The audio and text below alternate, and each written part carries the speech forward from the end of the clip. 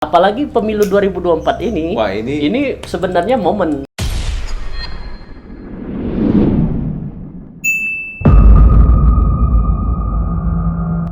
Assalamualaikum warahmatullahi wabarakatuh. Alhamdulillah sore ini ada sahabat kami nih dari Palembang. Masya Allah. Assalamualaikum Bang Andre. Waalaikumsalam. Apa kabar?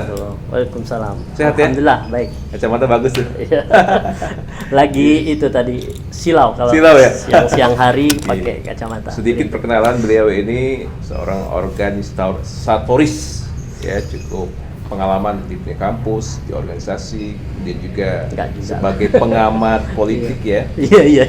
Terakhir beliau juga bertugas di KPU di daerah. Masya Allah nih, banyak sekali nih ilmunya dan bisa sharing ke sahabat-sahabat dimanapun berada. Iya. Baik, kita awali jumpa kita bersama-sama dengan baca basmalah. Bismillahirrahmanirrahim. Bang Andre, Ya. tolong diedukasi sahabat-sahabat milenial nih terkait perpolitikan kita saat ini. Ya. Silakan. Ya, baik, terima kasih Ustadz Maliki. Saya terima kasih sekali nih sudah diberi kesempatan dalam bincang inspiratif ya, Ustadz Maliki. Memang kalau kita bicara politik, Ustadz, banyak sekali yang perspektifnya negatif gitu. Oke. Ya, terutama generasi milenial gitu ya. Iya, tuh. Kekinian gitu. Ini mendengar kata politik ini udah gimana gitu ya, karena sejatinya memang yang ditampakkan oleh politisi-politisi kita, pemerintahan ini, image politik itu kurang bagus seperti itu. Padahal kan ini oknum. Politik itu sebenarnya sebuah cara gitu untuk bagaimana mewujudkan suatu hal yang besar gitu. Nah, kemudian oknum-oknum inilah yang kemudian menciderai arti dari politik itu sendiri, seperti itu, Ustaz. Nah, secara bahasa definisi tolong dijelaskan dulu supaya sahabat-sahabat ini kan bisa lebih paham. Ya, politik tadi kan sebenarnya hanya sebuah cara untuk mewujudkan sesuatu gitu, secara bersama-sama gitu ya. Nah, tetapi terkadang oknum yang melakukan politik ini sendiri ini menghalalkan segala cara, sehingga image dari politik itu ya, tidak bagus. Terbangun gitu. Image yang tidak baik yang di tengah masyarakat sekarang berkembang, terutama di kalangan milenial, menjadi bergeser dari makna yang sesungguhnya, seperti itu. Nah, terus ini Mas Andri, ini kan masa demokrasi ini kan tentunya ya ada pemahaman yang baik juga, khususnya kalangan milenial kan. Demokrasi yang baik ini seperti apa sebenarnya? Jadi kalau kita bicara demokrasi ya, negara demokrasi itu intinya memanusiakan manusia. Itu ya, memanusiakan manusia. Jadi di situ ada toleransi. Ada nilai-nilai kritisnya juga, tapi membangun gitu, Ustaz. Itu ya. Kritis yang membangun, bukan kritis yang tidak membangun. Artinya asal protes seperti itu, tapi tidak tahu makna atau tujuannya gitu. Nah, jadi atau juga banyak yang distimulir atau disetir oleh kepentingan tertentu, sehingga politik itu menjadi bias dan tidak murni lagi gitu. Tapi secara ini memang konteks politik itu kan kebanyakan sih ada kepentingan-kepentingan, baik itu personal maupun lembaga tertentu. Ya kan? Itu realita yang itu memang seperti itu. Bagaimana Mas Bang Andri? Jadi begini Pak Ustadz, kadang-kadang kita sedih mendengar politisi korupsi seperti itu ya. Kemudian juga ada yang melakukan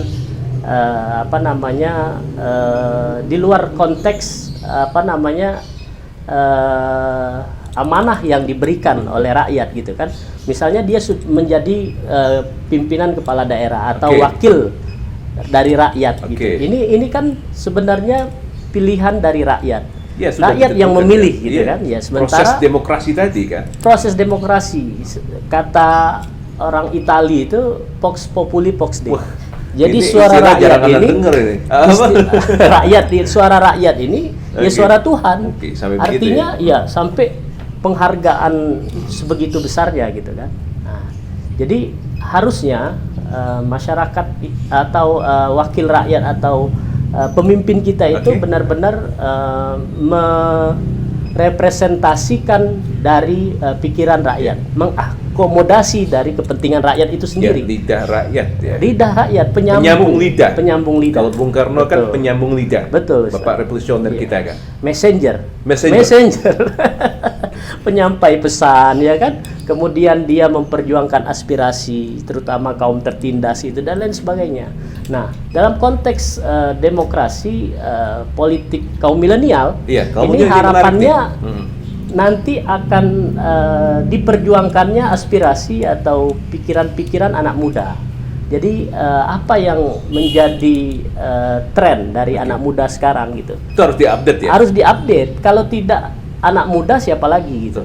Kalau misalnya memperjuangkan katakanlah ya, mereka butuh satu ruangan atau satu tempat yang bisa mengakses internet misalnya. Siapa yang bisa memperjuangkan itu? Tentunya anak muda gitu kan. Nah, kemudian fenomena di Indonesia sudah mulai saya kira ini politik kaum muda. Ya. Jadi kaum milenial ini, milenial apa istilahnya itu, ada istilah yang menarik itu Bang Andri. Ini apa namanya, kaum milenial. Kaum milenial ini ya sekarang sudah apa namanya, sudah mulai berpenjero kalau masalah itu ada istilah sudah mulai masuk ke apa namanya kepemimpinan yang apa virtual leadership, ya kan. Nah, jadi kalau kita bicara tadi yang Ustadz sebutkan kepemimpinan industri 4.0 itu, ini kita sudah masuk kepada era di mana kita mengenal digitalisasi. Jadi referensi pun itu sudah menjadi referensi digital. Yes, di mana kaum milenial ini mendapatkan informasi atau mengakses informasi itu dari internet. Sebelum kita bahas itu, Bang Andri, sedikit tentang demokrasi jadi kita lanjutkan dulu kan. Nah, ini kan kritikan itu kan dalam dunia demokrasi kan sah-sah saja kan. Betul. Ya kan. Tinggal bagaimana kritikan itu bisa membangun. Nah, sekarang kan ada fenomena dihapus, mau amoral ya, moral. Silakan dijelaskan. Yang fenomenal sekarang ini kan 404 not found gitu ya. Itu yang dipasang fotonya Pak Jokowi seperti itu. Nah, ini saya kira satu bentuk kritik atau kritik sosial katakanlah yang bergenre seni. Gitu. Jadi ada artnya ya. Ada artnya gitu, ada seni kreativitas. Ya? Ini ciri khas dari politik kaum urban. Jadi mereka memberikan mengeksplor atau menyampaikan aspirasi mereka itu bentuk ekspresi ke dalam bentuk seni gitu. Nah, ini tidak menutup kemungkinan juga mural-mural ini yang tadinya di dinding, di jembatan dan lain sebagainya itu sudah berpindah ke di digital. Jadi kita banyak sekali menemukan mural-mural digital. Contohnya? Kalau kita mengikuti waktu itu di Jogja, ada mural teks yang gambar Wapres kita dulu, Bapak Budiono, antara antara ada dan tiada. Nah, seperti itu. Itu mural yang banyak sekali di Jogja pada saat itu. Kemudian dihapus. Nah, ini bentuk saya kira kritik sosial yang membangun sifatnya. Artinya itu ada makna. Nah, kemudian banyak sekali anak muda mengekspresikan mural tersebut di dunia digital ya? Di dunia media sosial terutama. Ya, karena gini Pak Ustadz, saya pernah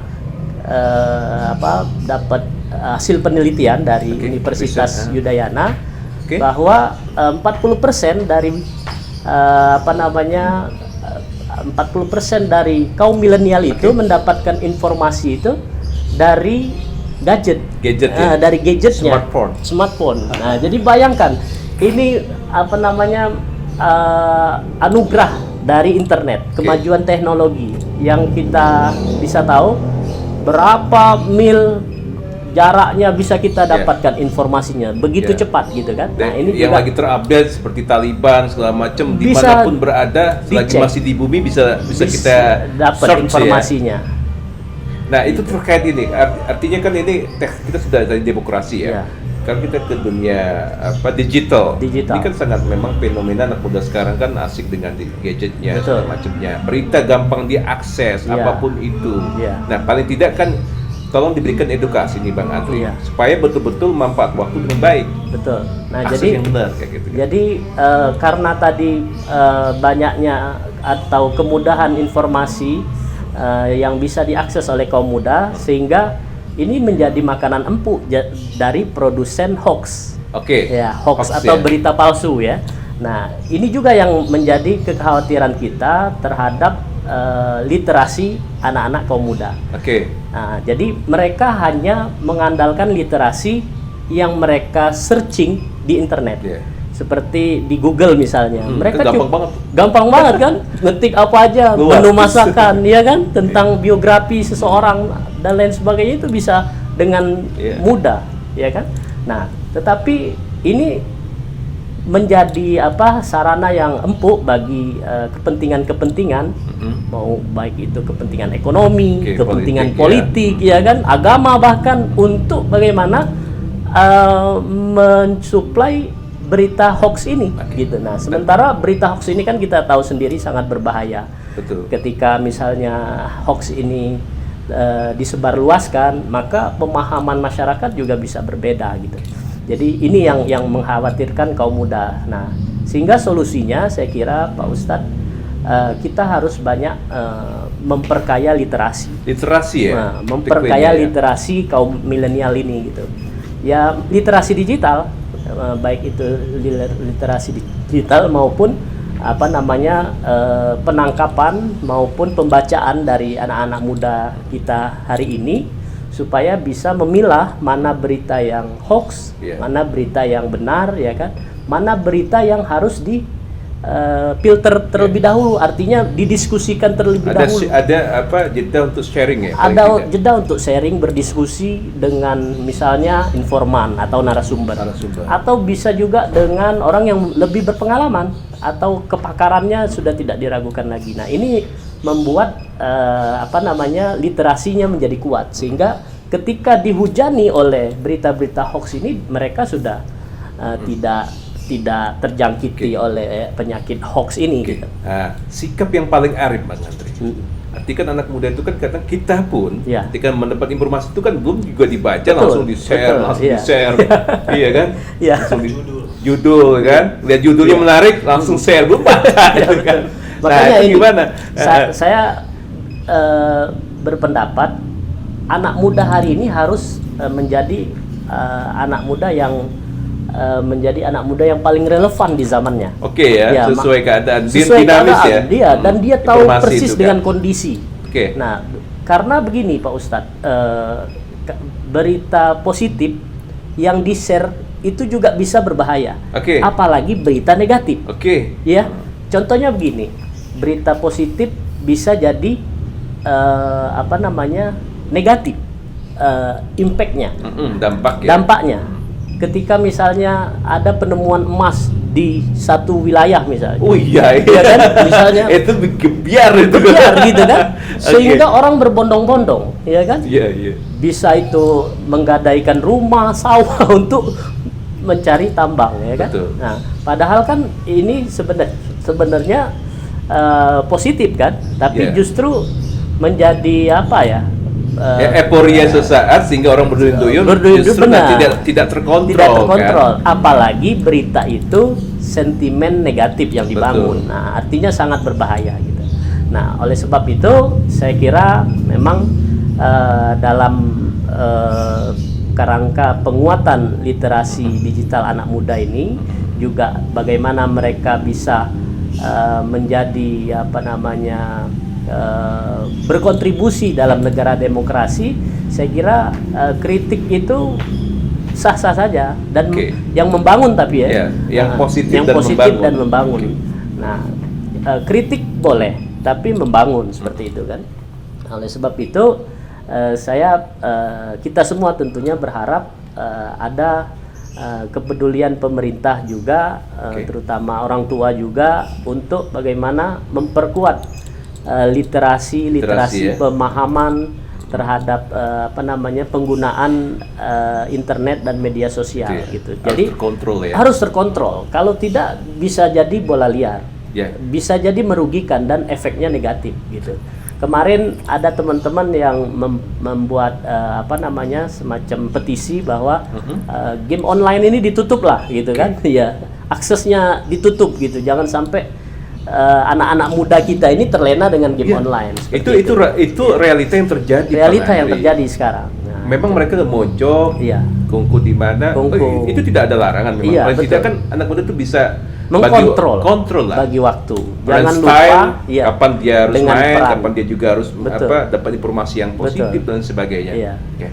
Siap. Bang Andri, saya ingin menyampaikan firman Allah Subhanahu wa taala dalam Al-Qur'an surat Al-Hujurat, bismillahirrahmanirrahim. Ya ayyuhalladzina amanu in ja'akum fasiqun binaba'in fatabayyanu an tusibu qauman bijahalatin fatusbihu 'ala ma fa'altum nadimin. Hai orang-orang yang beriman, jika datang kepadamu orang fasik membawa suatu berita, maka periksalah dengan teliti agar kamu tidak menimpakan suatu musibah kepada suatu kaum tanpa mengetahui keadaannya, yang menyebabkan kamu menyesal atas perbuatan tersebut. Nah, ini dalil untuk memperkuat sahabat-sahabat anak muda khususnya. Ada berita harus diteliti dulu. Fatabayyanu, jangan langsung judulnya bagus, share. Bagus, dan tentu nanti di dalamnya kira-kira share. Ini penguatan dalil. Jadi untuk fatabayyanu. Silakan sambung lagi, Bang Andri. Ya, oleh sebab itu saya berharap supaya anak-anak muda ini punya literasi politik yang bagus gitu ya. Fenomena di Indonesia, saya kira anak-anak muda sudah mulai di posisi menteri, ada Wisnu Tama, ada Nadiem Makarim, ada Bahlil Lahadalia dan lain sebagainya. Yang ini menunjukkan angin segar bagi kaum milenial untuk bagaimana mengikut atau ikut dalam melakukan perubahan. Seperti misalnya ada wali kota Gibran Rakabuming yang menjadi wali kota Solo, Jokowi, kan? Kemudian ada Robi yang jadi dan lain sebagainya. Banyak sekali. Legislatif juga banyak yang muda-muda. Legislatif kaum milenial ini sudah muncul, Mas. Jadi ini Pak Ustadz. Jadi saya termasuk milenial tua. Jadi kelahiran 1982 ini milenial tua. Saya generasi awal milenial. Generasi awal milenial. Berarti belum 40 ya? Belum 40. Jadi saya merasakan betul saya antara generasi baby boomers, orang tua kita gitu yang pakai doktrin dan lain sebagainya untuk mendidik gitu agak keras sedikit memang zaman dulu pada masanya kan. Kemudian lahirlah kita di generasi generasi Y ya kan, kemudian generasi milenial yang lahir tahun 82 ke atas gitu sampai tahun 1992 itu generasi milenial. Nah, jadi generasi milenial ini sekarang saya kira memang sedang di tengah pusaran arus politik pragmatis. Ya, jadi apalagi pemilu 2024 ini sebenarnya momen ini Pak Ustadz. Bagaimana kaum milenial melakukan perubahan gitu untuk membangun bangsa ini gitu ya. Jadi gongnya itu 2024. Ya. Nah, prediksi Bang Andri nih selaku pengamat atau pemerhati dunia politik. Siapa kira-kira yang bakal naik ini? Ada kan wacana 7 tahun. Nah, itu seperti apa sih yang sebenarnya? Kalau gitu, tadi mesti amandemen dulu dong. Undang-undangnya Ustaz. Tapi kalau kita perkirakan Pak Ustadz, kaum milenial ini akan banyak memasuki dunia politik gitu ya. Nah, cuma problemnya keterpilihannya tinggi, elektabilitasnya tinggi karena pertama mereka belum tercemar. Ya kan nama baiknya sudah bagus gitu kan. Membangun brand image-nya bagus gitu, mudah gitu. Nah, yang kedua, memang mereka ini kekurangannya adalah minim pengalaman. Nah, sehingga memang kembali lagi kepada bagaimana penguatan literasi lagi, politik tetap, dari anak-anak muda ini supaya mereka bisa benar-benar berkompetisi, benar-benar bisa menyerap aspirasi masyarakat dan bisa sejajar dengan politisi-politisi yang lebih senior seperti itu. Dan peluang itu memungkinkan ya, sangat memungkinkan, ya? Sangat memungkinkan karena ini 2024 ini kan banyak dari kepala-kepala daerah yang incumbent itu ada proses PLT kan, jadi istirahat 2 tahun, ada yang 1 tahun PLT-nya kan, jadi semua mulai dari nol. Netral, iya. Jadi apa men-zero mindkan tanda kutip. Nah, dimulainya dari nol semua ini nanti. Tidak ada yang unggul, tidak ada yang, tapi tetap survei nanti yang bicara. Disitulah ya terujinya ya. Dan kalau bicara teruji, tiketnya adalah pemilihan legislatif. Nah, jadi pemilu serentak ini Pak Ustadz di 2024 ini usul dari KPU itu kan di bulan Februari untuk legislatifnya 2024, ya. Legislatifnya. Kemudian untuk pilkadanya itu di November. Jadi ada jeda beberapa bulan untuk kemudian ketika dia sudah dapat tiket jadi wakil rakyat, itu enak sekali. Bisa jadi maju dan punya peluang besar untuk menjadi kepala daerah. Ya? Betul. Wah, itu dunia politik memang ya. Masya Allah. Oke, sekarang statement closing sahabat-sahabat mengenai hoax dan sebagainya, pesan untuk sahabat-sahabat milenial. Silakan. Baik, para pemirsa dimanapun berada, bincang inspiratif Ustadz Maliki, sedikit yang dapat kami sampaikan bahwa politik itu mulia, ya. Kemudian peluang anak muda, terutama kaum milenial, sangat besar. Jadi justru kita membutuhkan kaum milenial yang mengerti dengan kondisi zaman pada hari ini, gitu. Jadi siapa lagi yang akan mengubah atau membawa negara ini ke arah yang lebih baik? Tentunya kaum muda yang relevan di zamannya. Saya kira itu Pak Ustadz. Terima kasih Bang Andri. Ya. Sharingnya luar biasa. Ya. Mencerahkan ya, khususnya anak milenial. Amin. Insya Allah berkah ilmunya, jariah untuk kita semua. Amin. Baik sahabat-sahabat dimanapun berada, demikianlah bincang kami dengan Bang Andri. Mudah-mudahan pertemuan ini berkah untuk kita semua. Satu hal yang mesti kita perhatikan, apapun bentuknya, ketika Anda ingin mencapai sesuatu, maka menjada wajada. Barang siapa yang sungguh-sungguh, maka dia akan dapat. Niatkan semua itu, ibadah, dan semata-mata mengharap ridho Allah Subhanahu wa Ta'ala. Pesan satu lagi yang terakhir, jangan lupa follow kami Bincang Inspiratif, dan like, share, dan jangan lupa subscribe channel kami Bincang Inspiratif Ustadz Maliki. Kita akhiri dengan baca hamdalah. Alhamdulillahirabbil alamin. Wassalamualaikum warahmatullahi wabarakatuh. Waalaikumsalam.